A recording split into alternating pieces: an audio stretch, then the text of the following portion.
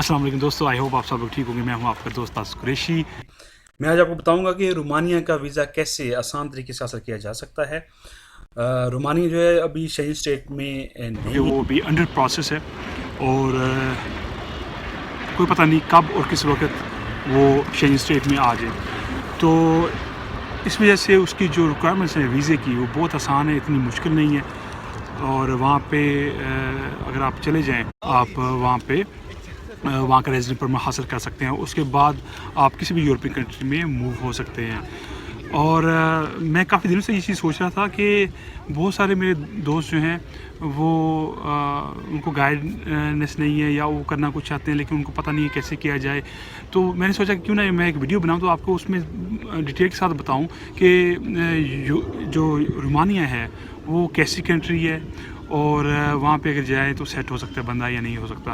दोस्तों, रोमानिया जो है जैसे मैं बताया वो एक यूरोपियन कंट्री है और उस की जो बॉर्डर जो है जिस कंट्री के साथ वो सर्बिया है, बुल्गारिया है, हंगरी है, मोल्डोवा है और यूक्रेन है। इनके 5 कंट्रीज़ हैं जिसके साथ उसके बॉर्डर लगते हैं।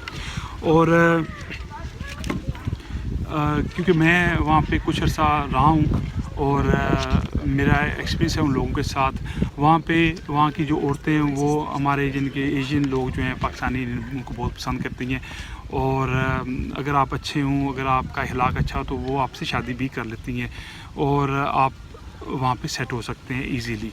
और दूसरी चीज़ ये है क्योंकि आपको पता है कि ये अभी इंटर प्रोसेस है शेंजन स्टेट के लिए, तो किसी वक्त भी शेंजन स्टेट में आ सकता है और आप इजीली बैठे बिठाए आप वहाँ पे सेट हो सकते हैं। उसके बाद आप किसी भी कंट्री में मूव हो सकते हैं। एक और मैं आपको बताऊँ बात, अगर वहाँ पे आप जाते हैं, वहाँ पे जाके किसी जो रोमन लड़की से शादी करते हैं तो ज़रूरी नहीं है कि शादी करके फिर आप उनसे रेजिडेंट परमिट लें। उसका एक बहुत आसान तरीका भी है कि शादी करें, उसके बाद आप किसी और यूरोपियन कंट्री में आ जाएं, बेल्जियम, फ्रांस वगैरह। तो वहाँ पे अगर आप वहाँ पे शादी की होगी, जब आप शादी किसी यूरोपियन कंट्री में कर लेते हैं तो फिर आपको कोई भी पुलिस बाहर नहीं निकाल सकती, आप एक किस्म के लीगल हो जाते हैं। तो एक ये भी बहुत आसान तरीका, बहुत सारे भाइयों को पता नहीं। जब जैसे आप शादी करते हैं आपको रेजिडेंट परमिट तो नहीं मिलता लेकिन आप लीगल हो जाते हैं। फिर आपको जो है वो कोई पकड़ता नहीं है, आप काम तो नहीं कर सकते लेकिन ये है कि आपको निकाल भी सकते हैं, आपका स्टेटस चेंज हो जाता है। फिर अगर आपके उसको कहते हैं जब शादी करते हैं तो मैरिज बुक मिलती है। अगर आपको मैरिज बुक मिल जाए तो वो मैरिज बुक जो है आप लेके किसी भी यूरोपियन कंट्री में जाके वहाँ पे मेल्डिंग एक लफ्ज़ कहा जाता है, यानी कि रजिस्ट्रेशन करानी है आपने अपनी वाइफ की और उसके साथ आपकी रजिस्ट्रेशन होगी। फिर वो एक प्रोसेस होता है, वो मैं किसी और वीडियो में बताऊंगा आपको। तो फिर वो आप वहाँ पे लीगल हो सकते हैं। लेकिन मैं आज जो फोकस है मेरा, मैं विज़िट पे रखूँगा कि आप कैसे पाकिस्तान, इंडिया, बांग्लादेश, अफगानिस्तान से विज़िट वीज़ा रोमानिया के लेके आ सकते हैं आसान तरीके से। और उसके बाद ये जो बाकी स्टेप्स हैं ये बाद में कोई वीडियो बनाऊंगा जिसमें आपको बताऊंगा कि कैसे आप रोमानिया में शादी कर सकते हैं, कैसे शादी करके आप किसी दूसरी कंट्री में शिफ्ट हो सकते हैं। अच्छा दोस्तों, जैसा कि आपको पता है कि जब आप वीज़ा लेने जाते हैं तो बहुत सारे मेरे भाई कहते हैं कि वीज़ा जब अप्लाई करते हैं तो वो डिपेंड करता है कौंसलेट पे या एम्बेसी पे कि वो वीज़ा किसको देते हैं। मर्ज़ी के मालिक होते हैं, मर्ज़ी है तो वीज़ा देते हैं, मूड अच्छा तो वीज़ा देते हैं, ऐसा नहीं है। लेकिन अगर ऐसा हो तो फिर तो वो कोई रिक्वायरमेंट्स अपनी ना रखें ना, वो तो आपको ये बोले ठीक है जी आप वीज़ा अप्लाई करते रहो, ठीक है, और आपको उनकी मर्ज़ी पे होगा तो दे देंगे, मर्ज़ी नहीं होगी तो नहीं देंगे। तो ऐसा नहीं है, क्योंकि इसलिए वो हर एक जो एम्बेसी है, हर कौंसलेट है, हर मुल्क ने एक अपनी रिक्वायरमेंट्स रखी हुई हैं, उस रिक्वायरमेंट्स के मुताबिक आप ने चलना है। अगर आप उनकी रिक्वायरमेंट्स को मीट करते हो तो आपको फिर वीज़ा आराम से मिल जाता है। तो सबसे पहले आपने वीज़ा अप्लाई करने से पहली बात तो ये, मैं अपनी डिस्क्रिप्शन में लिंक दूंगा जो उनकी एम्बेसी है पाकिस्तान में, तो आप रिक्वायरमेंट्स जो हैं इजीली पढ़ सकते हैं। मैं आपको बताऊंगा अभी, लेकिन फिर मैं चाहता हूँ लिंक आपको दूँ ताकि आप खुद भी थोड़ा होमवर्क करें। बहुत सारे मेरे भाई होते हैं होमवर्क नहीं करते, वो बस सुनी सुनाई बातों पे अमल करते हैं तो फिर नुकसान उठाते हैं। तो मेरी वीडियो बनाने का मकसद हमेशा की तरह ये है कि आपको एक सही गाइडेंस मिले ताकि आप अपनी जो प्रिपरेशन है वीज़े के लिए वो आप कर सकें, ताकि आपको मुश्किल ना हो। आप वीज़ा अप्लाई करें तो उसके ज़्यादा से ज़्यादा चांसेस हो वीज़ा मिलने के। तो सबसे पहले जो एक बहुत ही जो ज़रूरी चीज़ है हमेशा की तरह, आपकी बैंक स्टेटमेंट है। आपने बैंक स्टेटमेंट बिल्डअप करनी है। आपने ऐसा नहीं करना कि किसी से पैसे लेके 4-8 लाख 10 लाख अपने अकाउंट में डाल दिए और फिर उसको निकाल के फिर अपने एम्बेसी को दे देना। ऐसा आपने नहीं करना। आपने, क्योंकि वो 6 महीने की इसलिए बैंक स्टेटमेंट मांगते हैं कि आपकी जो बैंक स्टेटमेंट है उसमें वो देखें कि आपके पैसे कहाँ से आ रहे हैं, आप कैसे खर्च करते हो, और आपकी लाइफ स्टैंडर्ड जो है, लाइफ स्टाइल आपका क्या है। तो आपने कोशिश ये करनी है कि वीज़ा अप्लाई करने से कुछ 2-4-5 महीने पहले अकाउंट अपना खुलाएं, उसको अकाउंट में कुछ पैसे डालें और पैसों को इन आउट करें ताकि आपकी एक ट्रांजैक्शन बन जाए। How to maintain the bank statement for the visas, मैं ऑलरेडी वीडियो बना चुका हूँ, उसका लिंक मैं नीचे दे दूँगा अपने डिस्क्रिप्शन में, ताकि आप देख सकें कि कैसे बैंक स्टेटमेंट जो है उसको बनाया जा सकता है, मेंटेन किया जा सकता है। अच्छा, जो उनकी रिक्वायरमेंट्स हैं वो 11 है। रोमानी टूरिस्ट वीज़े के लिए 11 रिक्वायरमेंट्स हैं। सबसे पहली रिक्वायरमेंट जो है वो है पासपोर्ट का 6 महीने तक वैलिड होना।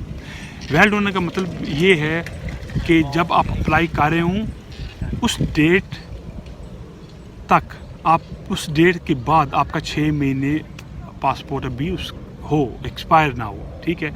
ये होता है 6 महीने वैलिडिटी जो होती है पासपोर्ट की।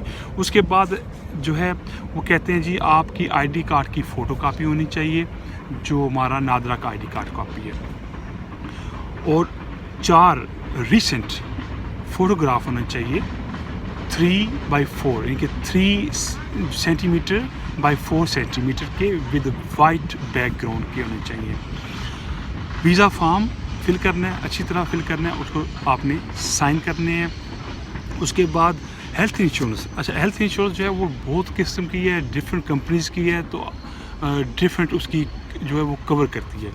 और जिस तरह बाकी कंट्रीज़ हैं, कुछ कंट्रीज़ जो है 30,000 की उनकी रिक्वायरमेंट्स होती है, लेकिन ये जो है रोमानिया, इसकी जो है 50,000 यूरोज़ की इंश्योरेंस कवर होनी चाहिए।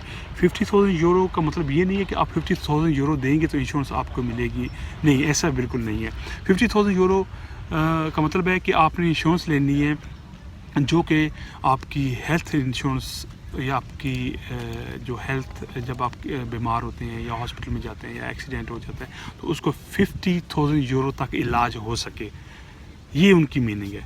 तो ये बड़ी आसानी से वहाँ पे पाकिस्तान में बहुत सारी इंश्योरेंस कंपनी है, आप वहाँ से करा सकते हैं। और सबसे आसान तरीका ये, जिस भाई से आप टिकट वगैरह कराना है, जो ट्रैवल इंश्योरेंस वाले होते हैं या ट्रैवल एजेंट होते हैं, उनको बोले तो वो आप करा दें। उनको बोले कि मैंने 50,000 यूरो कवर करने तो उसकी आपने मुझे बना के देनी है।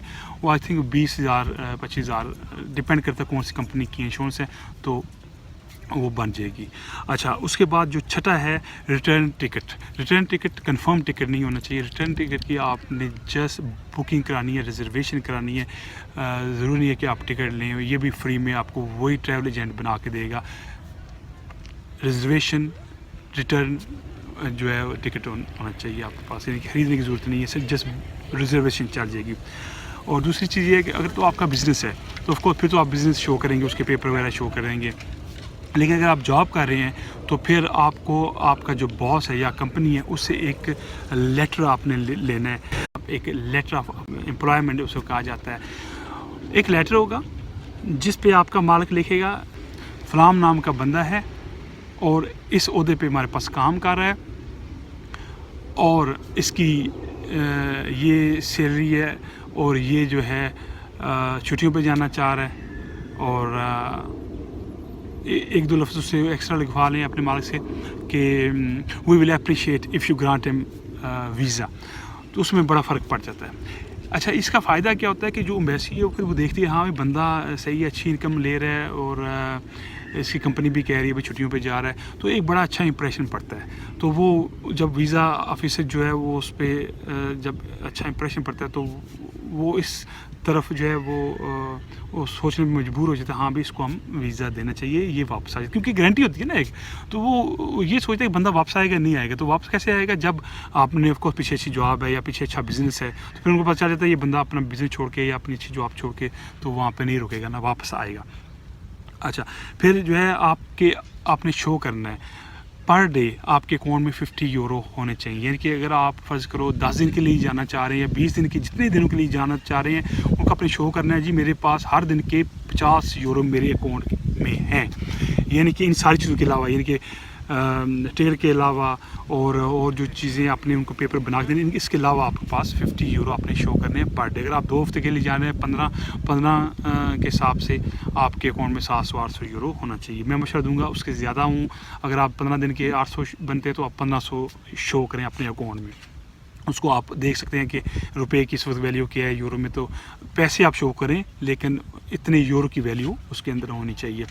उसके बाद होटल बुकिंग जो बहुत ज़रूरी चीज़ है वो आपने लगाने के साथ, वो भी फ्री में हो जाती है। आपने जस्ट वो भी ट्रैवल एजेंट मोस्टली करके देते हैं कि रिजर्वेशन होगी, पैसे आपने पे नहीं करना, क्योंकि आप वीज़ा अगर आपका नहीं होगा तो फिर मसला हो जाएगा। रिटर्न हो जाता है लेकिन डिपेंड करता है आप कौन से कंपनी से कौन से होटल से बुकिंग कर रहे हैं। तो दूसरी चीज़ पोलियो वैक्सीनेशन सर्टिफिकेट, ये बहुत ज़रूरी है। हर जो है वो कंट्री इसकी रिक्वायरमेंट नहीं करती लेकिन ये मांग रहे हैं। आपने पोलियो की वैक्सीन किसी जो ऑथेंटिक अदारा होता है उससे लेके उनसे सर्टिफिकेट जो होता है वो भी इसके साथ लगाना है। उसके बाद इनकी है वीज़ा फ़ीस जो है $80 है, वो भी आप उनको देनी है। अच्छा, ये वीज़ा जो है ये अप्लाई होता है जहरी ऑफिस में, तो जहरी ऑफिस से आपने पहले अपॉइंटमेंट ले लेनी है। वीज़ा जब जमा कराना है, अगर आपने 10-15 दिन पहले जमा कराना है तो उससे पहले आपने अपॉइंटमेंट लेनी है ताकि आपका वीज़ा लेट ना हो, आपने जो डॉक्यूमेंट सारे रेडी किए हैं ये लेट ना हो। तो ये दोस्तों है रिक्वायरमेंट्स। अगर इन रिक्वायरमेंट्स को आप मीट करते हैं तो 100% आपका वीज़ा लगेगा। क्यों वीज़ा लगेगा? उसकी वजह से जब आपके पास सारी चीज़ें होंगी तो वीज़ा तो उन्होंने देना ही देना आपको। वो ये तो नहीं कह सकते नहीं आप वीज़ा नहीं देंगे। बाज़ औक़ात तो वो ये कह सकते हैं हम वी आर नॉट सेटिस्फाइड, तो इसलिए आपको वीज़ा हम नहीं देंगे। तो उसकी वजूहत होती है। अगर आप ये सारी चीज़ें अगर आप मीट नहीं करते, सारी चीज़ें अगर आपके पास नहीं है तो फिर वो ये चीज़ कह सकते हैं। अगर आप समझे कि नहीं आपका केस मजबूत है, आपने सारी चीज़ें लगाई हैं, फिर भी उन्होंने वीज़ा नहीं दिया, तो फिर आप अपील में जाएं, ज़रूर अपील करें, आपका वीज़ा लगेगा। अपील के लिए आपको वकील की ज़रूरत नहीं है, आप खुद अपील कर सकते हैं बाय पोस्ट। एक लेटर लिखना होता है और मैं बताऊंगा, एक और वीडियो बनाऊंगा कि अपील कैसे करते हैं। ठीक है, ये दोस्तों थी रिक्वायरमेंट।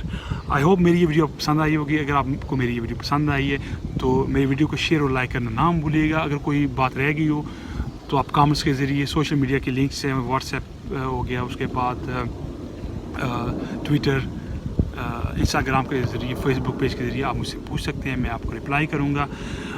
अब तक के लिए इतनी था। अपने दोस्त तस्कुर इशू को इजाज़त दें। अल्लाह हाफ़िज़।